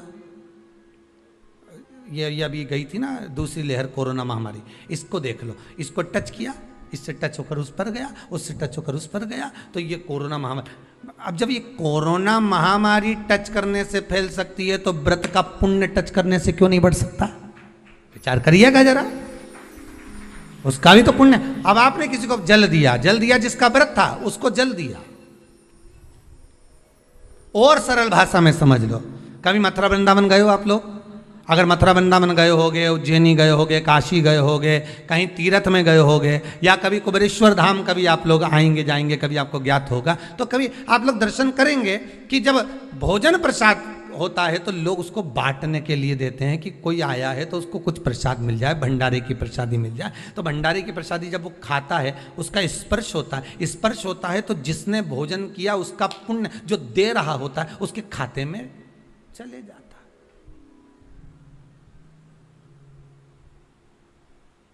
उसके खाते में गया वो।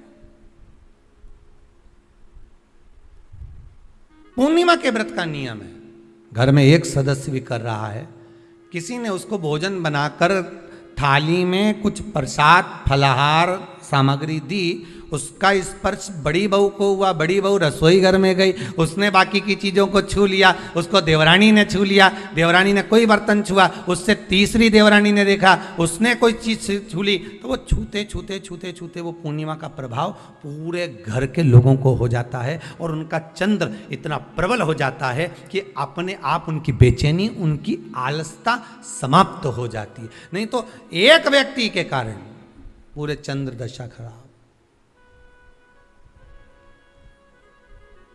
एक दुखी तो सब दुखी, एक सुखी तो सब सुखी। वो देख ले कि हाँ इसको सुख मिल गया है, अब ठीक है।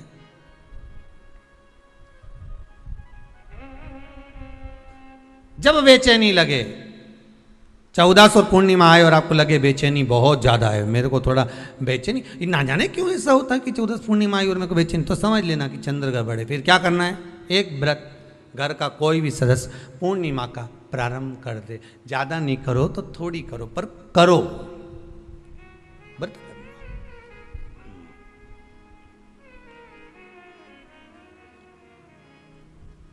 बहुत क्लेश हो रहा, बहुत क्लेश हो रहा, तो पूर्णिमा के दिन खीर का भोजन प्रत्येक महीने में एक बार ऐसा नियम बना लो, अपने दीवार पे लिख लो कि पूर्णिमा है और पूर्णिमा के दिन घर में खीर बनना ही है। केवल शरद पूर्णिमा अकेली पे नहीं हो, तुम एक पूर्णिमा पे तो बनाते हो खीर, शरद पूर्णिमा के दिन तो खूब जोरदार बना बुनो के ना डोलची के छत पे धर दो, उठा के भगवान ही धर दे, कहीं कहीं की तो छत पे बनाए। तो बच्चे पूछ ले मम्मी ये छत पे क्यों रखी है, तो क्या अमृत गिरेगा।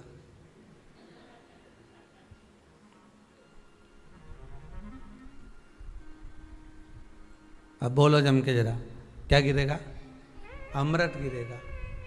अच्छा, अब शिव महापुराण की कथा स्कंद पुराण तो कहती है, पूर्णिमा के महत्व को जो दर्शाया जाता है कि शरद पूर्णिमा के दिन चंद्र में से अमृत तत्व गिरता है, गिरता है। पर कब गिरता है, अरे जम के तो बोलो, जब उस खीर का ढक्कन हटा हुआ, केवल खीर का नहीं अपना भी ढक्कन हटा हो, तभी तो अमृत गिरेगा।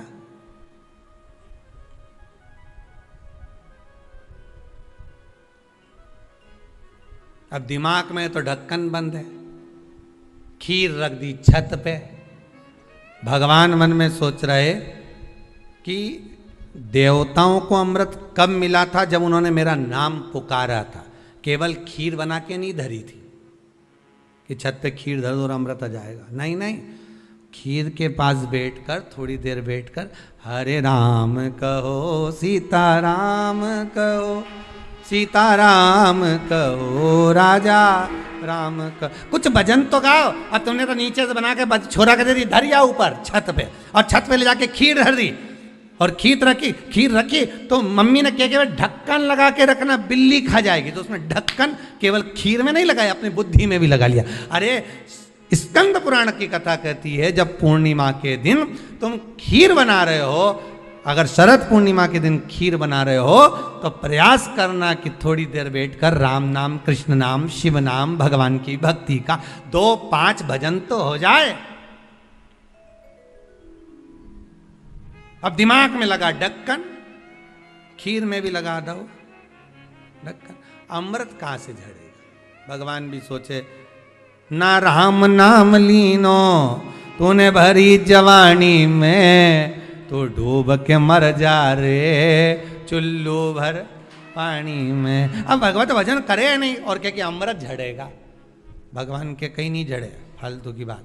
राम नाम बोलती तो अमृत झड़ता, कृष्ण नाम बोलती तो अमृत झड़ता, भगवान का भजन करती तो अमृत झड़ता। इसलिए शरद पूर्णिमा पे मंदिरों में जो खीर बनती है ना, तुम्हारे घर की खीर और मंदिर की खीर के मिला के देखना जरा, दोनों में स्वाद किस में आए, जरा मिला के देखना। मंदिर की खीर में स्वाद आ जाए, क्यों वहाँ भाइयों बैठ के खूब भजन गाए, तावा का हंडा में तातो दरो पानी नीनाए भोला नवा के रंग। अब दिन रात के जो भजन गाने पिली ने 9 बजे से लेकर 12 बजे रात तक खूब गाया, वो भजन का जो अमृत था वो खीर में मिल गया, खीर में मिला तो स्वाद आ गया। अब तुम तो गाई ही नहीं, तो डब्बा में कहीं खाक स्वाद आए।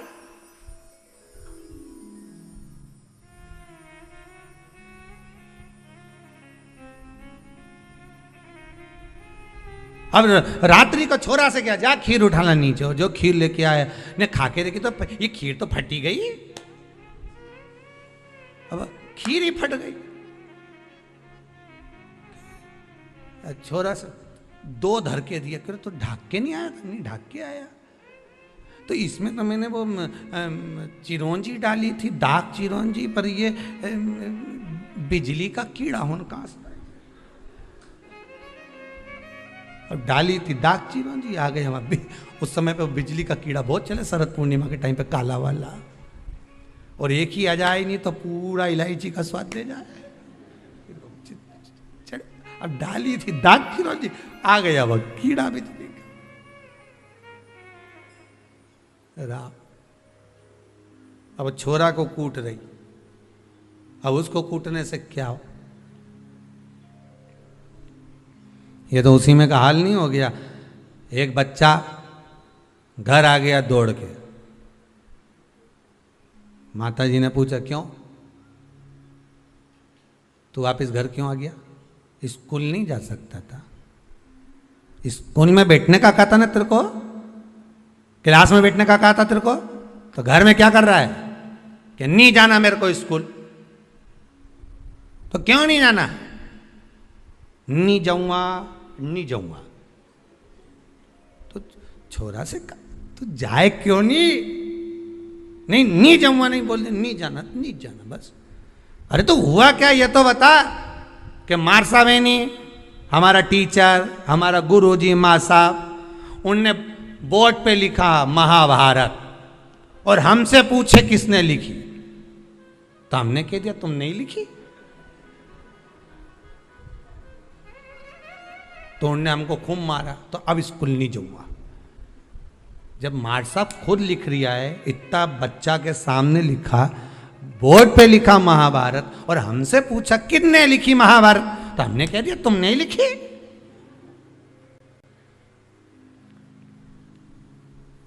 उन्होंने तो हमको टेबल पे खड़ा करने खूब दोचा, जैसे मंदिर के घंटा हो, खूब बजाया खूब मारा, इसलिए अब नहीं जाऊंगा स्कूल। इतने में माँ ने हाथ पैर जोड़े, वो महाभारत किसने लिखी थी ये पूछा था, तो हम वही तो बोल रहे हैं माँ साहब ने लिखी थी, हम कौन से अलग बात बोल रहे हैं, हम भी तो बोल रहे हैं कि टीचर ने लिखी, माँ साहब ने लिखी। तू नहीं सुधरेगा कभी जिंदगी में। हम तुमसे इतना सा पूछ रहे हैं महाभारत किसने लिखी, माँ साहब ने लिखी, टीचर ने लिखी। और देखो मम्मी, भाई सुन ले, आई तू भी सुन ले, अब बार बार महाभारत की मत पूछना मेरे से, एक बार बोलती मैंने उनने लिखी, अब बार बार मत पूछना।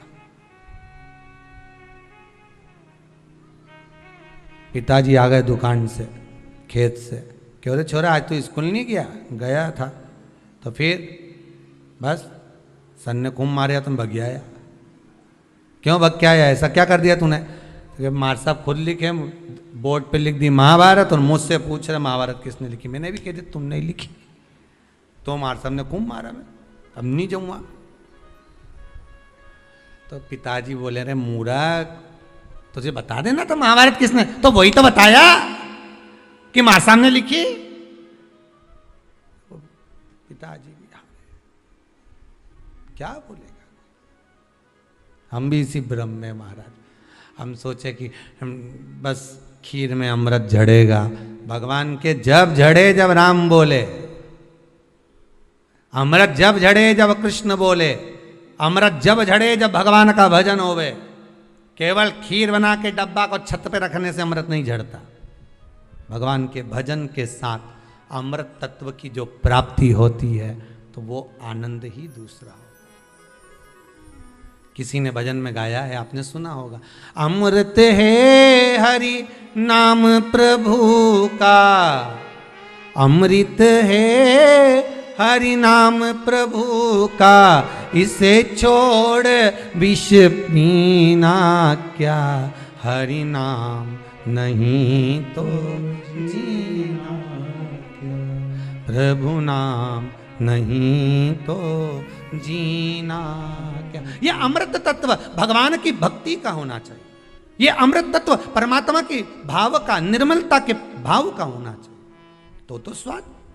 मेरा निवेदन है, अगर तुम्हारे घर में अशांति ज्यादा होती है, क्लेश बड़ा ज्यादा होता है, आप पूर्णिमा का व्रत करें ना करें, पर पूर्णिमा को खीर प्रसाद घर में अवश्य बना।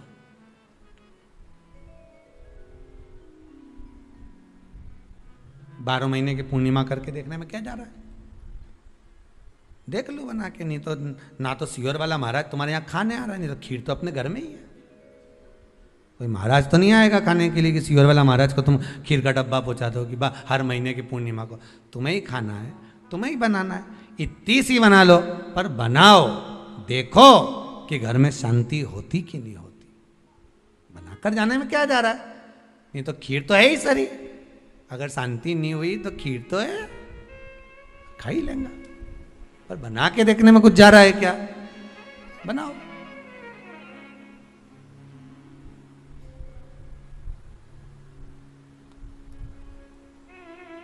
उसकी महत्वता को जानना है। ये जो हवन में, यज्ञ में खीर की जो आहुतियां छूटती हैं, ये इसका महत्व बहुत है महाराज। आप समझें ना समझें वो आपकी जगह पर आपके यहां जब विद्वान ब्राह्मण, कोई विद्वान ब्राह्मण आपके यहां जब यज्ञ कराने आए, हवन कराने आए, वास्तु पूजन कराने आए, जब माता रानी का हवन, किसी भी रूप का यज्ञ कराने के लिए आए और वो खीर की आहुतियां जब छुड़वाए, तो आप पूछना कि खीर की आहुति का फल कितना, प्रताप फल कितना। पूरे यज्ञ में वो खीर की आहुतियां लक्ष्मी के लिए जो दी जाती है, वो लक्ष्मी की वृद्धि कर देती।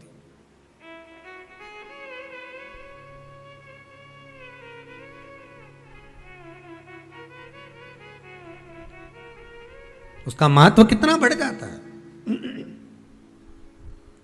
उसका महत्व कितना प्रबल हो जाता है। खीर क्या होती है? बनाइए एक बार।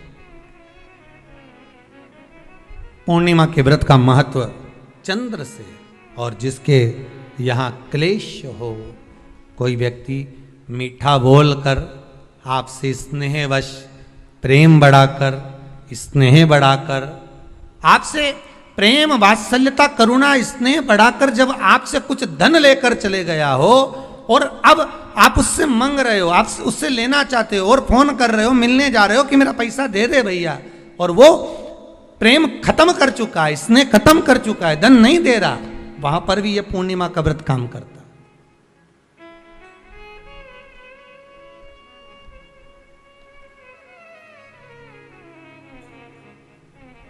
वहां पर भी पूर्णिमा का व्रत काम करता है। कहा, व्रत करने वाला व्यक्ति जो पूर्णिमा का व्रत करता है, चावल का, अक्षत का, श्वेत वस्त्र में, सफेद कपड़े में अक्षत रखकर, जो जिससे धन लेना है, प्रेम वश लेकर गया है, स्नेह वश लेकर गया है और नहीं दे रहा है, उसका स्मरण कर कर ब्राह्मण देव को दे देने पर भी महाराज चंद्र की दशा सुधर कर लक्ष्मी का भाव वापिस प्राप्त हो जाता, पुनः वापिस। चंद्र से शिव भी जुड़े हैं, चंद्र से नारायण भी जुड़े हुए हैं। महाराज देवऋषि नारद का आगमन हुआ, नारद जी ने पूछा क्या बात है चंद्र, तुमने मुझे याद क्यों किया, कारण क्या है वो तो बताओ। चंद्र का कहना, मेरी काया का रोग हो गया, मेरी काया गिर रही है नीचे, टपक टपक कर गिर रही है, मेरी काया का रोग है, मुझे क्या करा जाए। तो कहा एक काम करो, देवऋषि नारद बोले शंकर का स्मरण करो।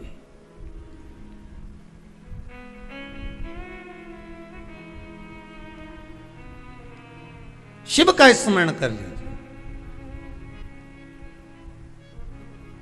चंद्रदेव ने पूछा, शंकर का स्मरण मैं करूं, प्राप्त करूं, क्या भगवान शिव मेरे संकट को हरने के लिए आएंगे? क्यों नहीं? चंद्र के मन में थोड़ा संशय है, क्या शिव आएंगे मेरा संशय हरने के लिए? हाँ, क्यों नहीं आएंगे? तो देवऋषि नारद के सामने एक संशय और पैदा कर दिया चंद्रदेव ने। बात ऐसी है कि मैं, दक्ष प्रजापति मेरे ससुर हैं जी, और बोलिए, शंकर भगवान के ससुर भी बोलो दक्ष प्रजापति, सती इनको भी आई है, तो 60 कन्याएं चंद्रदेव के पास में भी गई।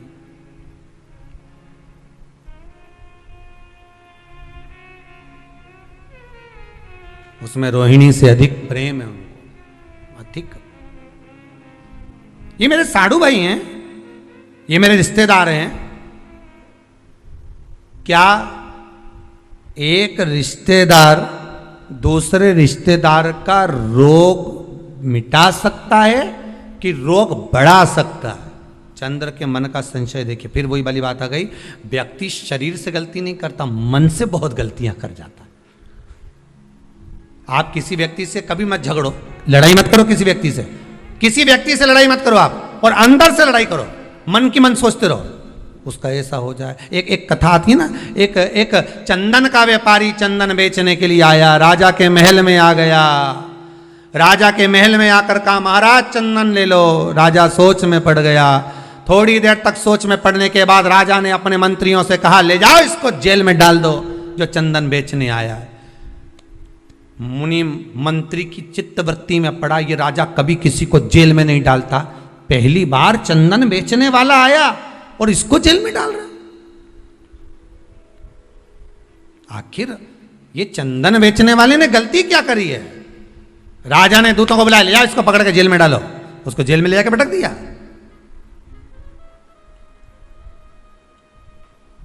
डाल दो इसको जेल के अंदर, डाल दो। मंत्री ने अपने राजा को समझाया, स्वामी सरकार दयालु दातार, ये इसने कुछ करा नहीं है, इसको छोड़ दो। मंत्री का कहना माना, उसको छोड़ दिया। नगर से बाहर रहेगा, ये बाहर निकालो, इसको बाहर निकाल दो। नगर के बाहर जाकर रहेगा ये, नगर के अंदर नहीं, नगर के बाहर। मुनिम की बात, मंत्री की मन में बात अड़ गई कि आखिर राजा का इसने बिगाड़ा क्या था जो राजा ने इसको बाहर निकाल दिया, इसको जेल में डाल दिया। आखिर हुआ क्या था ऐसा? सहन नहीं हुआ, पहुंच गया मंत्री चंदन के व्यापारी के पास में। चंदन के व्यापारी से कहा, सुनो सुनो जरा, राजा रोज जो भोजन करते हैं ना, उनका भोजन चंदन की लकड़ी में बनना चाहिए। एक वेद जी ने कहा है, तुम एक काम करा करो, 2 कुंटल चंदन प्रतिदिन राजा के महल में पहुंचाया करो, तुम्हारी पैसे पहुंच जाएंगे, तुम्हारा धन पहुंच जाएगा। 2 कुंटल चंदन, हाँ पहुंचाना मत भूलना, भेजते रहना। हाँ हाँ बिल्कुल भेजूंगा। रोज भेज रहा है, प्रतिदिन। एक दिन राजा ने कहा, जाओ चंदन के व्यापारी को लेकर आओ, उसका हमें सम्मान करना। राजा ने अपने हीरे की माला निकालकर चंदन व्यापारी के गले में डाल दी। मंत्री की फिर बुद्धि फिर गई, समझ में नहीं आया ये हो क्या रहा। एक बार जेल में डाल दिया, दूसरी बार माला डाल दी। आखिर हुआ क्या? चंदन व्यापारी के पास में मंत्री ने जाकर पूछा कि पहली बार जब तू आया था तो राजा ने तुझे जेल में डाल दिया था, तो क्या सोचकर आया था, बता दे, सत्य बताना। तो उसने कहा, बात ऐसी है, जब मैंने राजा को देखा, देखकर मन में सोचा कि मेरे पास में इतना सारा चंदन रखा है, बिक नहीं रहा, अगर ये राजा मर जाए या इसमें आग लगेगी, मरने के बाद इसकी अर्थी जलेगी, चिता जलेगी, तो मेरा पूरा चंदन बिक जाएगा। गलत सोचा था तो वो बोला नहीं गया, पर मन से सोच लिया था, इसलिए मन वाले को मिल भी गया। आप मत लड़ो किसी से, हृदय से सोच लो कि तुम्हें इससे बहुत जलन है, ऐसा है वैसा है, मन में सोच लो उस व्यक्ति की, और तुम्हारे बीच में अपने आप बैर उत्पन्न हो जाएगा, अपने आप लड़ाई उत्पन्न हो जाएगी। भले तुमने उसका कुछ नहीं बिगाड़ा, उसने तुम्हारा कुछ नहीं बिगाड़ा, पर अंदर से जो तुमने सोच लिया तो बैर उत्पन्न हो गया, विवाद उत्पन्न हो गया, लड़ाई हो गई। फिर मंत्री ने पूछा अब क्या बात है? राजा ने तुझे माला पहनाई, आखिर तूने क्या सोचा था? अब मैंने भगवान से प्रार्थना करी थी, अच्छा राजा है, चंदन में रोज भोजन करता है, चंदन की लकड़ी जलाकर और भोजन बनवाता है, भगवान इसको खूब उम्र देना, मेरी भी उम्र दे देना। जब अच्छा सोचा तो हीरे की माला मिल गई। अच्छा सोचोगे अच्छा मिलेगा, बुरा सोचोगे बुरा मिलेगा।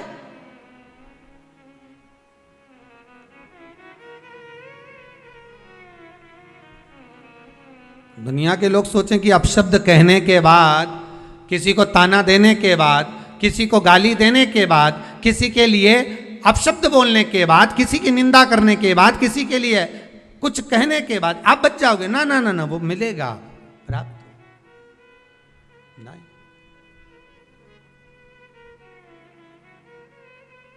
अच्छा सोचिए, इंद्र चंद्रदेव के मन में ये भाव उत्पन्न हो गया कि शंकर जी तो मेरे साधु भाई हैं, दक्ष प्रजापति के ये भी जमाई है तो मैं भी जमाई हूं, क्या एक दूसरे का रिश्तेदार क्या हमारा हित कर सकता है? शिव महापुराण की कथा कहती है यही हमारे भीतर का भेद है। अच्छा सोचोगे तो रिश्तेदार क्या, पड़ोस में रहने वाला भी तुम्हारा हित कर जाएगा, नहीं तो घर में रहने वाला भी तुमको चोट कर कर चला जाएगा। दिल से अगर निभाओगे, दिखावे से नहीं, शरीर से नहीं, केवल मन से निभाने का प्रयास करिए। आप प्रेम देने का प्रयास तो करो, प्रेम मिलना प्रारंभ हो जाएगा साहब। आप करुणा देने का प्रयास तो करो, करुणा मिलना प्रारंभ हो जाएगा जी। आप देख क्या रहे हो? देव ऋषि नारद उसी समय पर प्रकट हो गए। देव ऋषि नारद ने कहा अरे चंद्र, मन को सुधार, मन को, शिव तेरे दरवाजे पर आएगा, ये विश्वास रख। अगर मन तूने शंकर के चरणों में लगाया है तो शंकर भी कैलाश छोड़कर तेरे पास सोमनाथ में आया है। स्वयं शिव सोमेश्वर बनकर प्रकट हो गए। चंद्र की काया का रोग मिट गया, चंद्र की काया का रोग समाप्त हो गया। चंद्र ने विचार कर लिया कि जो भगवत भक्ति में मन से जुड़ेगा मैं उसके मनोरथ पूर्ण करूंगा। मन चित्त वृत्ति, उपवास करो, उपास करो तो मना नहीं है, पर उपास शरीर से नहीं होना चाहिए, उपास मन से होना चाहिए। आप उपास नहीं भी करेंगे ना और मन लगा लिया ना, आज धर्म पत्नी का आज हरतालिका तीज का व्रत है, आज पत्नी का चतुर्थी का व्रत है, आज पत्नी का छठ का व्रत है, और आपने मन लगा लिया कि आज छठ का व्रत है, आज भूखी रहेगी। भले आप भोजन कर रहे हो पर मन में सोच लिया ना, उसको भूखा देखकर भी आपके मन में भाव उत्पन्न हो गया कि भूखी है, ये भोजन नहीं कर रही है, इसके मन के लिए। तो आपका मन अगर उसके प्रति भाव उत्पन्न हो रहा है, आपका भाव उसकी ओर जा रहा है, तो उसके व्रत का पुण्य आपके खाते में जा रहा है, पुण्य जा रहा है आपके खाते।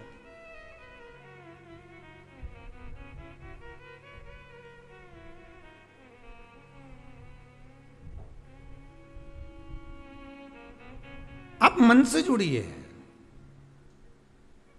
ये व्रत जो शिव महापुराण की कथा चल रही है, शंकर की कथा का जो अनुमोदन कर रहा है, उससे मन से जुड़ना है हमको। हमें जानना है कि व्रत की महत्वता कैसे प्रकट होगी, हमें व्रत कैसे लगेगा। पूर्णिमा का व्रत करो, पर चैत्र के पूर्णिमा से प्रारंभ करो। नहीं कर सकते, खीर बनाना, आप पूर्णिमा की पूर्णिमा प्रारंभ करो। गृह शांति, घर की शांति के लिए, आनंद के लिए, उमंगता के लिए, उत्साह के लिए। महाराज शंकर की कथा कहती है, देवराज मंदिर के अंदर बैठकर शिव पुराण सुनता रहा, अंतिम में जब प्राण त्यागे शिव के धाम गया। कारण क्या था? क्योंकि वो बेलपत्री के पेड़ के नीचे एक क्षण के लिए ये साधना चित्त से कर ली थी। क्या मैं जो अंदर कथा सुनकर आया हूं, हर हर महादेव लोगों ने कहा, वो क्या महादेव बोलने से महादेव आता है? क्यों नहीं आता? शिवाया ले गया। चंचुला देवी ने तप साधना करी थी, उस तप साधना का बल इतना था कि पति को भी प्रेत की योनि से मुक्त करवा दिया। कथा में ऐसा मन लगाया, ऐसा मन, शरीर नहीं मन लगाइए। इस कथा को सुनने के बाद आप जितनों को भी फोन कर कर बोलो, मैसेज डालो, कहो कि व्रत शिव महापुराण की कथा चल रही है, सुन लो। आज पूर्णिमा के व्रत का महत्व बताया है, कल प्रदोष के व्रत का महत्व चलेगा कि